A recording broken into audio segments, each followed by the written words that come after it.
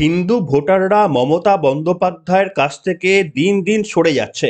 শুধুমাত্র এই সংখ্যালঘু বিশেষ করে মুসলমানদের ভোটে মুখ্যমন্ত্রী মমতা বন্দ্যোপাধ্যায় তার গদি টিকিয়ে এনেছেন। এটা কোনো রাজনৈতিক অভিযোগ নয়, এটা একেবারেই স্ট্যাটিস্টিক্স। ভোটের অঙ্ক দেখলেই কিন্তু এই তথ্যটি একেবারেই প্রকাশ্যে চলে আসবে। কিন্তু মমতা বন্দ্যোপাধ্যায় কি শুধুমাত্রই সংখ্যালঘু বা বিশেষ করে মুসলমানদের ভোট নিয়ে দীর্ঘদিন ধরে পশ্চিমবঙ্গের বুকে শাসন করতে পারবেন? বিশেষ করে শুভেন্দু অধিকারীর মতো যখন বাংলার বিজেপি নেতৃত্বরা বাংলাদেশের মতো এই ধরনের ঘটনাকে হাতিয়ার করে হিন্দুত্ববাদীতে শান দিচ্ছেন এবং খুব স্বাভাবিক কারণেই ওপার বাংলায় হিন্দুদের ওপর অত্যাচার দেখে যখন পশ্চিমবঙ্গের মানুষ শিউরে উঠছেন এবং বিরোধী দলনেতাই যখন একমাত্র ভরসা বলে তারা মনে করছেন, সেইখানেই কি মুখ্যমন্ত্রী মমতা বন্দ্যোপাধ্যায় কিছুটা বাধ্য হলেন তোষণের রাজনীতিটাকে বাঁচিয়ে রেখেও হিন্দু ভোটারদের টানা? তার কারণ সেটা যদি তিনি করতে না পারেন, তাহলে আসন্ন নির্বাচনেই যে তাকে তার ফল ভুগতে হবে সেটা রাজ্যের মাননীয় মুখ্যমন্ত্রীর মতো এত বড় রাজনৈতিকবিদরা অবশ্যই উপলব্ধি করতে পেরেছেন। এবং ওপার বাংলা থেকে যে রিজভী সাহেব মমতা বন্দ্যোপাধ্যায়কে কট্টর হিন্দুবাদী নেত্রী বলে সম্বোধন করছেন, তিনি বলছেন যে আমরা আগে বুঝতে পারিনি, মমতা বন্দ্যোপাধ্যায়কে ভেবেছিলাম যে তিনি ধর্ম নিরপেক্ষ বা সেকুলার, কিন্তু আদতে দেখছি তিনি একজন কট্টর হিন্দুবাদী নেত্রী। এই বক্তব্য কার্যত মমতা বন্দ্যোপাধ্যায়ের কাছে একটা প্রশংসা সূচক হিসাবেই নেমে আসছে। কেন? তার কারণ পশ্চিমবঙ্গের প্রত্যেকটি মানুষ, বিশেষ করে সংখ্যালঘুরা, তারা তো খুব পরিষ্কারভাবে জানেনি যে ওপার বাংলা থেকে যতই আওয়াজ দেওয়া হোক না কেন মমতা বন্দ্যোপাধ্যায় আমাদের পাশেই রয়েছেন। কিন্তু যে হিন্দু ভোটাররা মমতা বন্দ্যোপাধ্যায়ের কাছ থেকে সরে সরে কার্যত বিজেপির দিকে ঘেঁষছিল, তারাও কিছুটা আকৃষ্ট হতে পারে যখন মমতা বন্দ্যোপাধ্যায়কে ওপার বাংলা থেকে দাগিয়ে দেওয়া হচ্ছে কট্টর হিন্দুবাদী নেত্রী হিসাবে। মমতা বন্দ্যোপাধ্যায় রাজনীতির পরীক্ষায় এই বক্তব্যকে কোনো নিন্দাসূচক বক্তব্য নয়, বরঞ্চ প্রশংসাসূচক বক্তব্য হিসেবেই দেখতে চাইবেন। এবং কতটা তিনি হিন্দু দরদি সেটা বোঝানোর জন্য ওপার বাংলায় রিজভী সাহেবরা তারা মমতা বন্দ্যোপাধ্যায়কে যথেষ্টই সাহায্য করছেন। আর মুখ্যমন্ত্রী এটাকে তাড়িয়ে তাড়িয়ে উপভোগ করছেন। তার কারণ মুখ্যমন্ত্রীর যে আচরণে তোষণমূলকের পরিচয় কার্যত স্পষ্ট হয়ে গিয়েছিল দিনের আলোর মতো, সেটা কিছুটা হলেও ক্ষতে প্রলেপের কাজ করতে পারে। যাও, কিন্তু আপনারা বলবেন হঠাৎ করেই আমি এই প্রসঙ্গে উত্থাপন করলাম কেন? এই প্রসঙ্গ উত্থাপন করার অন্যতম কারণ হলো যে আরো একটি প্রসঙ্গ যেটা হিন্দু ভোটারদের মমতা বন্দ্যোপাধ্যায়ের দিকে আরো বেশি করে আকৃষ্ট করতে পারে। গতদিনে মুখ্যমন্ত্রী মমতা বন্দ্যোপাধ্যায় দীঘাতে গিয়েছিলেন এবং সেখানে তার প্ল্যান মতো দীঘার জগন্নাথ মন্দির কিভাবে তৈরি হচ্ছে সেটা তিনি একদিকে সরজমিনে দেখলেন, অন্যদিকে সাংবাদিক সম্মেলনে যা যা বললেন সেটা উড়িষ্যার পুরীধামকে একেবারে এক্স্যাক্টলি নকলের একটা মানচিত্র যেন তিনি তুলে ধরতে চাইছেন দীঘাতে। আর এ নিয়ে এই বিরোধী দলনেতা একেবারে তেলে বেগুনে জ্বলে উঠলেন। আজকের প্রসঙ্গ এটাই এটাই আপনাদের বেশ কিছু তথ্য অবশ্যই দেব। কেন এ কথা আপনাদের সামনে বললাম যে একেবারেই পুরীকে হুবহু নকল করার চেষ্টা করছেন মুখ্যমন্ত্রী, তার কারণ তিনি নিজেই বললেন যে পুরীতে যেমন খাজা পাওয়া যায় ঠিক তেমনি আবার দীঘার জগন্নাথ মন্দিরে সেখানে তিনি গজা বিক্রির ব্যবস্থা করে দেবেন। এ যেন খাজা গজার লড়াই হয়ে দাঁড়ালো পুরীর জগন্নাথ ধাম আর দীঘার জগন্নাথ ধাম। নামও তিনি কার্যত একই রেখেছেন, জগন্নাথ ধাম, এই কথাটি বারবার উচ্চারণও করেছেন। আসুন প্রথম বক্তব্যটা শোনাবো এইখানে। প্লাস আরও হবে, পুরীতে যেমন খাজা পাওয়া যায়, এখানে বাংলার যে বিশিষ্টতা গজা, ক্ষীরের গজা, গুজিয়া, কালীঘাটের প্যাড়ার মতো প্যাড়া, এই সবগুলো বিক্রি হবে। পুজো টুজো দেওয়ার জন্য যে অ্যারেঞ্জমেন্ট, তার জন্য অনেকগুলো ঘর তৈরি করে দেওয়া হবে। সেটা ট্রাস্টি বোর্ড দেখে নেবে, ডিএম এর উপর দায়িত্ব দেওয়া আছে, এসপি আছে, সবাই আছে, ডিজি আছে, সিএস আছে। শুনলেন বন্ধুরা, এটা যদি প্রথম কম্পেয়ার হয়, দ্বিতীয় কম্প্যারিজনটা আপনাদের শোনাবো।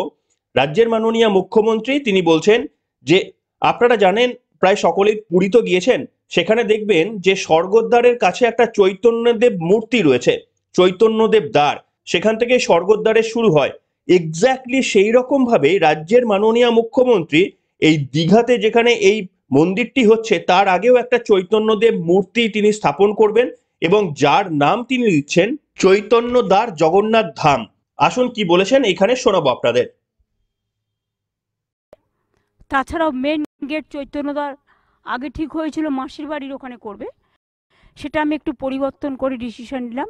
এই যে মেন দরজাটা ঢোকার মেন গেটটা জগন্নাথ ধামের, ওই মেন গেটের ওখানেই চৈতন্যদেবের এটা থাকবে এবং ওই গেটটার নাম হয়ে যাবে চৈতন্যদ্বার জগন্নাথ ধাম। এছাড়াও শুধু এটাই নয়, আরও রাজ্যের মাননীয় যে মুখ্যমন্ত্রী যা যা বললেন, যেমন আপনারা জানেন যে পুরীর ধামের সব থেকে বিখ্যাত এবং আকর্ষণীয় বিষয়বস্তু হলো যে পুরীর ধ্বজার মাথায় সেখানে গিয়ে পতাকা লাগানো হয়।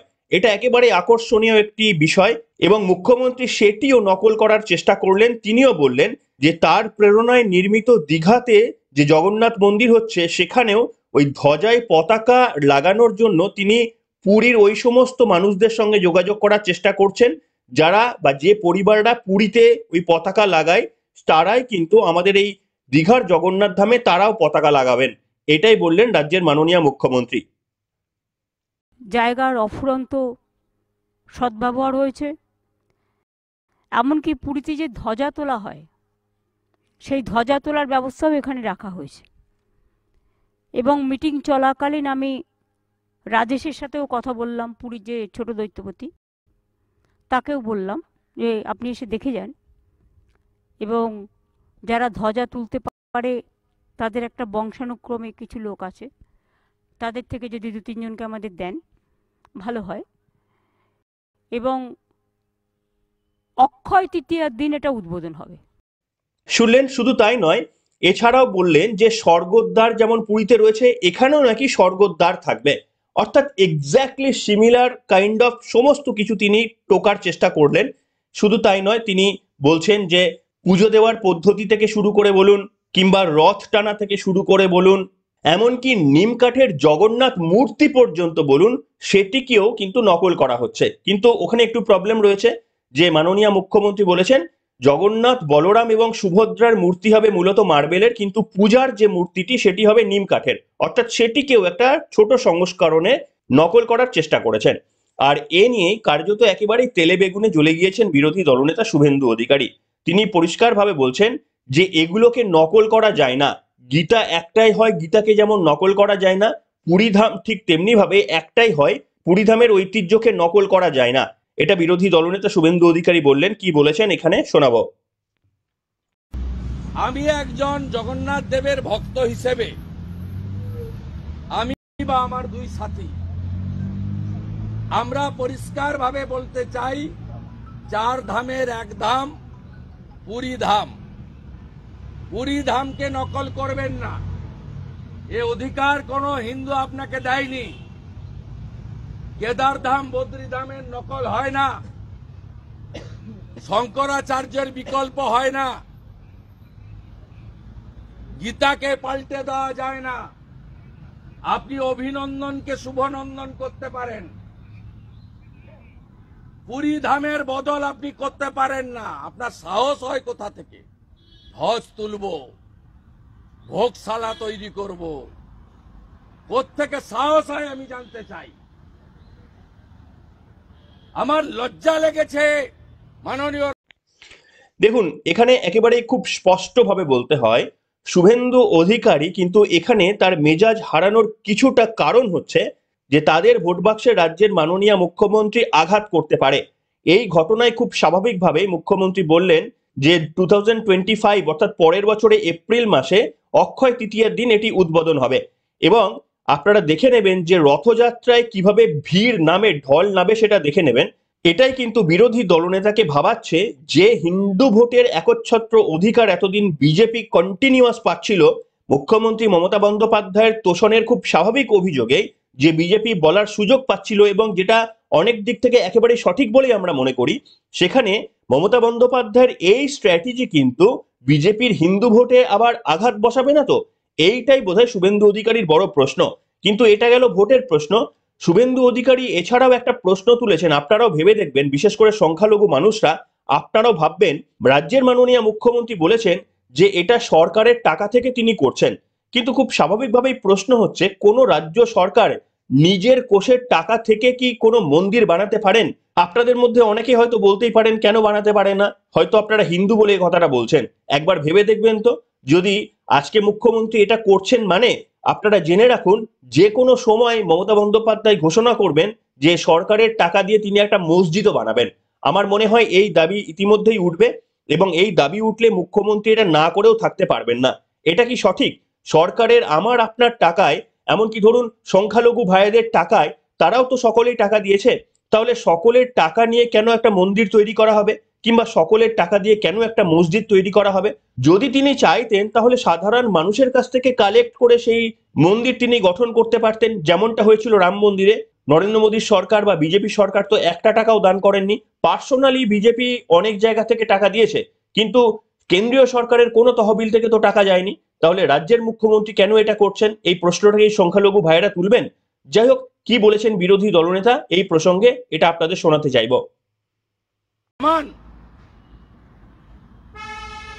মমতা বন্দ্যোপাধ্যায়কে পরিষ্কার চ্যালেঞ্জ দিচ্ছি, যা যা আজকে বলেছেন করে দেখুন। শুধু উড়িষ্যা নয়, এই বাংলা থেকেও আওয়াজ উঠবে। পুরী ধামের নকল মানব না আমরা। সরকারি টাকায় আপনি রিলিজিয়াস পারফরমেন্স করতে পারেন না।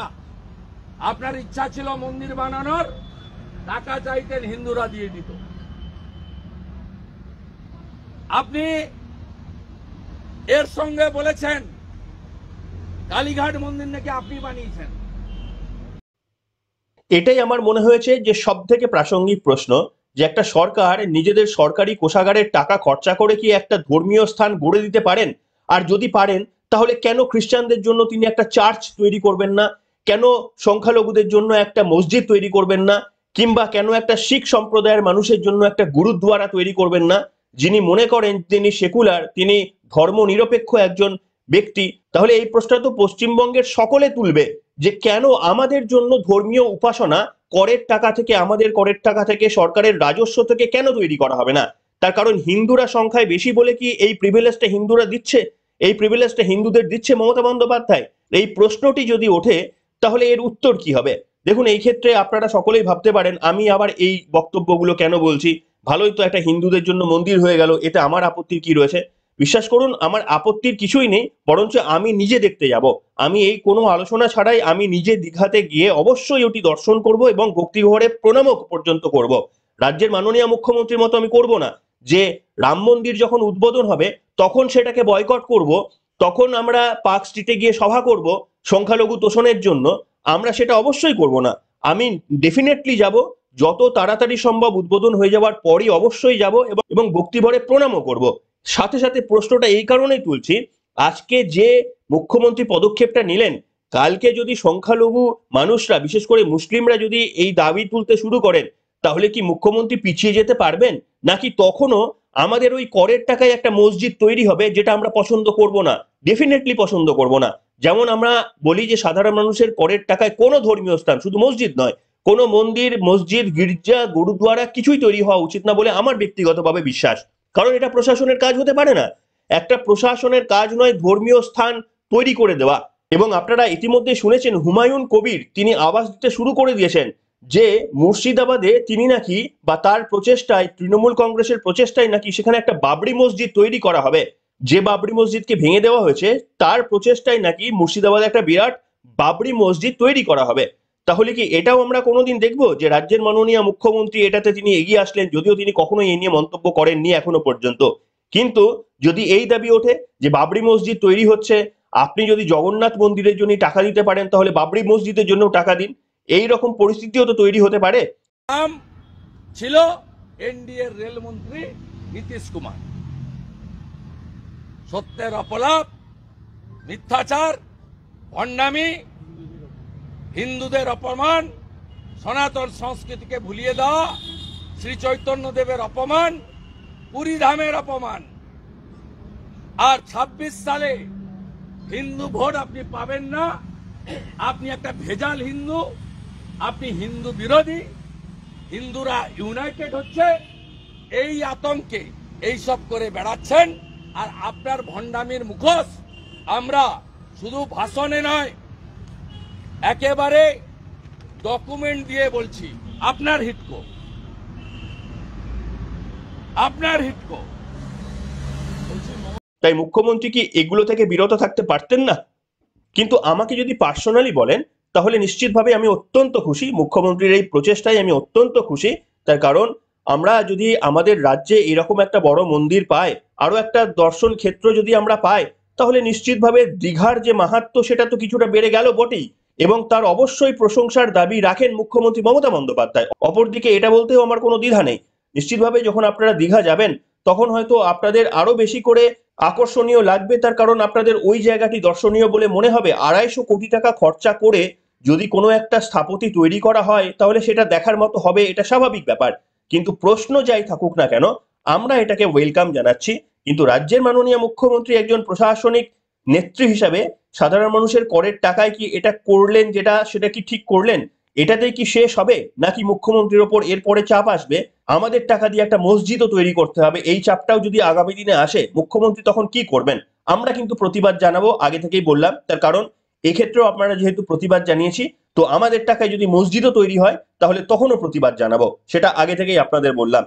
আর যারা এখন মুখ বুজে সহ্য করছেন, যেহেতু একটা মন্দির তৈরি করা হয়েছে বলে যারা ভাবছেন ঠিক আছে এটা তো আমাদেরই জিনিস, যারা মুখ বুজে সহ্য করছেন, আপনাদের সেদিনও মুখ বুজে সহ্য করতে হবে যখন আপনাদের টাকায় একটা মসজিদ তৈরি হবে। তাহলে আইদার আপনি দুটোকেই প্রতিবাদ করুন, আর না হলে আপনি দুটোকেই সম্মতি দেন। এর বাইরে তো আর কিছু হতে পারে না। কি বলবেন? এই রাজনীতি করে কি মুখ্যমন্ত্রী ভেসে থাকতে পারবেন? হিন্দু ভোটারদের মন জয় করতে পারবেন? এখনো পর্যন্ত মুখ্যমন্ত্রী তোষণের যা যা নিদর্শন দেখিয়েছেন, আমার মনে হয় যে নিরপেক্ষ কোনো হিন্দু রাজ্যের মাননীয় মুখ্যমন্ত্রীকে কতটা আস্থাশীলভাবে দেখতে চাইবেন তা নিয়ে আমার মনে তো প্রশ্ন রয়েছেই। তার কারণ এই মন্দির করলেন নাকি কি করলেন সেটা থেকে বড় ব্যাপার হচ্ছে তিনি ধর্মের নামে ওবিসি সার্টিফিকেট দিয়েছেন, যেটা গতকাল সুপ্রিম কোর্টে পর্যন্ত প্রশ্ন তোলা হয়েছে যে আমাদের সংবিধানে এটা নেই। আপনারা জানেন রাজ্যের মাননীয় মুখ্যমন্ত্রী শুধুমাত্র এই মুসলিম বলে একটা বিরাট অংশের মুসলিম সম্প্রদায়ের তাদের বিভিন্ন অংশকে শুধুমাত্র ধর্মের কারণে ওবিসি সার্টিফিকেট দিয়ে দিয়েছেন, এবং তাদের মধ্যে ওবিসি কোটায় অনেকে চাকরি পর্যন্ত পেয়ে গিয়েছে। আর এই পদক্ষেপ মুখ্যমন্ত্রী কতটা তোষণবাজ রাজনৈতিকবিদ সেটা কিন্তু পরিষ্কার করে দেয়। সে যতই তিনি মন্দির উদ্বোধন করুন না কেন, কিন্তু পশ্চিমবঙ্গের মানুষ কি এটা বুঝতে চাইবেন যে আমাদের জন্য একটা হিন্দু মন্দির আর অন্যদের জন্য এই যে তোষণের একটা রাজনীতি হচ্ছে, তাদেরকে কোটার মধ্যে ঢুকিয়ে দিয়ে চাকরির ব্যবস্থা করে দেওয়া হচ্ছে, এই দুটো কি সমান চোখে দেখা যায়? মুখ্যমন্ত্রী কি আদতে ধর্ম নিরপেক্ষ? সেইটা কিন্তু আপনাদের ওপর ছেড়ে দিলাম, আমি কোনো সিদ্ধান্তে আসতে পারবো না। প্রশ্নটি আপনাদের সামনে তুললাম, আপনারা কি মনে করছেন? এই মন্দিরে কি আপনারা মনে করছেন যে মুখ্যমন্ত্রী ধর্ম নিরপেক্ষতার প্রমাণ দেখালেন? আপনাদের মন্তব্য অবশ্যই লিখে জানাবেন আজকের পর্বে। এখনকার মতো এখানে শেষ করলাম।